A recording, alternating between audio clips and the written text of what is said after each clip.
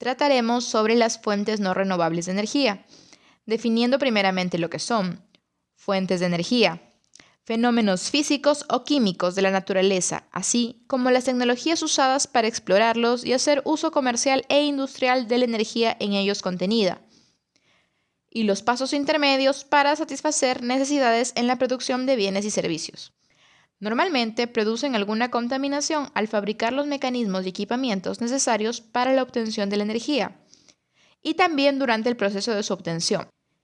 Se les llama primarias si provienen de un fenómeno natural y no han sido transformadas como el sol, corrientes de agua, biomasa, viento, fósiles, minerales energéticos o radioactivos. Se les llama secundarias si son resultado de una transformación intencionada a partir de las primarias, para obtener la forma deseada de energía, como la energía eléctrica, que puede obtenerse a partir de cualquiera de las fuentes primarias, la energía química, de los distintos combustibles utilizados para el transporte, la calefacción o la industria. Con excepción del sol, las fuentes primarias de energía disminuyen en la escala de tiempo de su explotación y se encuentran en forma limitada en la naturaleza. Si se agotan sin dar tiempo a su reposición, como los combustibles fósiles, carbón, petróleo, gas natural y la energía nuclear, reciben el nombre de fuentes no renovables. Se les llama sucias, pues ecológicamente se les valora negativamente, por su mayor polución y su mayor emisión de gases de efecto invernadero e incidencia en el cambio climático. Combustibles fósiles son los que proceden de la biomasa, plantas y otros organismos vivos que existieron hace millones de años, enterrada en depresiones como fondos marinos o lacustres. La energía que inicialmente obtuvieron del sol se almacena en forma de enlaces químicos.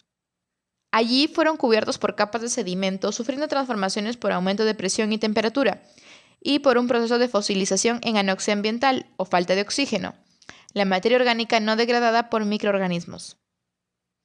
Permanece en forma de moléculas orgánicas más complejas, sólidos, carbón, líquidas, petróleo o gas natural, hasta la transformación de sustancias de gran contenido energético que se libera al utilizarlas como combustibles. La mayor parte de la energía empleada actualmente en el mundo proviene de los combustibles fósiles, los cuales se utilizan para combustibles de motor, en generación de electricidad, en climatización de ambientes, para cocinar, etc. Carbón. Se origina por la descomposición de vegetales que se acumulan en zonas pantanosas, lagunares o marinas, de poca profundidad. Los restos vegetales se van acumulando en el fondo de una cuenca, quedando cubiertos de agua y por lo tanto protegidos del aire que los degradaría. Comienza así una lenta transformación por acción de bacterias anaerobias y con el tiempo se produce un progresivo enriquecimiento de carbono. Posteriormente pueden cubrirse con depósitos arcillosos, lo que contribuirá al mantenimiento del ambiente anaerobio.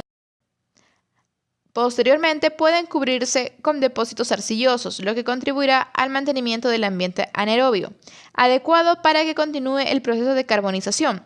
Se estima que una capa de carbón de 1 metro de espesor proviene de la transformación por diferentes procesos durante la diagénesis de más de 10 metros de limos carbonosos. En las cuencas carboníferas, las capas de carbón están intercaladas con otras capas de rocas sedimentarias como areniscas, arcillas, conglomerados y en algunos casos rocas metamórficas como esquistos y pizarras. Según la cantidad de carbono se clasifica: turba, con menos de 60%, es un material ligero que se forma en áreas pantanosas en el que se observan restos de plantas.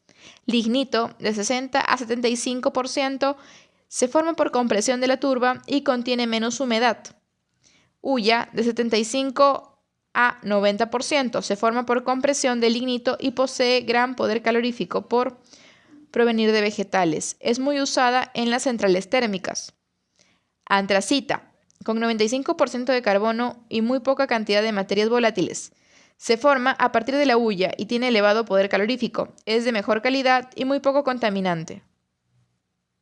Estas propiedades fueron obtenidas según la profundidad, el tiempo, la presión y la temperatura de los depósitos.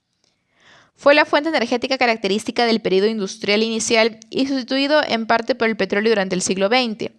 Muchos países dependen del carbón como fuente energética porque no pueden permitirse la utilización de petróleo o gas natural, que son más costosos. China e India son los mayores usuarios de carbón como fuente energética. La sustitución del carbón vegetal por la hulla en la metalurgia del hierro, así como por el uso de la máquina de vapor recién inventada, fueron determinantes para impulsar la revolución industrial del siglo XIX. Coque, obtenido por destilación de la hulla a muy altas temperaturas en hornos cerrados aislados del aire. Los gases desprendidos en este proceso tienen diversos usos industriales. Se usa en la fabricación del hierro y del acero. Petróleo, palabra derivada del latín petroleum, que a su vez deriva del vocablo griego que significa aceite de roca. Es un líquido natural oleaginoso, mezcla de diferentes hidrocarburos que se encuentran en lechos geológicos, ya sea continentales o marítimos. Es producto de la transformación de materia orgánica procedente del zooplancton, algas, restos de plantas y microorganismos enterrados durante millones de años y sujetos a distintos procesos físicos y químicos de fermentación. No se encuentra de manera constante en cualquier parte de la Tierra y, consecuentemente, es un recurso limitado a ciertas áreas geográficas. Gas natural. Es un hidrocarburo mezcla de varios gases, fundamentalmente metano, y normalmente incluye cantidades variables de otros alcanos, a veces un pequeño porcentaje de dióxido de carbono, nitrógeno, ácido sulfídrico o helio. Se comprime en volúmenes pequeños a grandes profundidades en la Tierra y, al igual que el petróleo, se extrae mediante perforación. De origen similar al del petróleo, suele encontrarse formando capas o bolsas sobre los yacimientos de petróleo y carbón. Tiene elevado poder calorífico.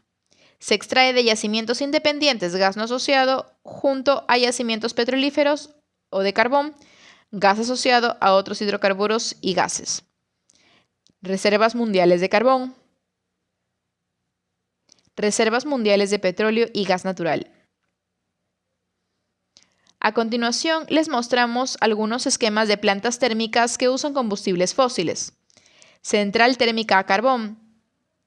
Central térmica a carbón, petróleo o gas natural. Central térmica a petróleo. Central térmica a gas de ciclo combinado.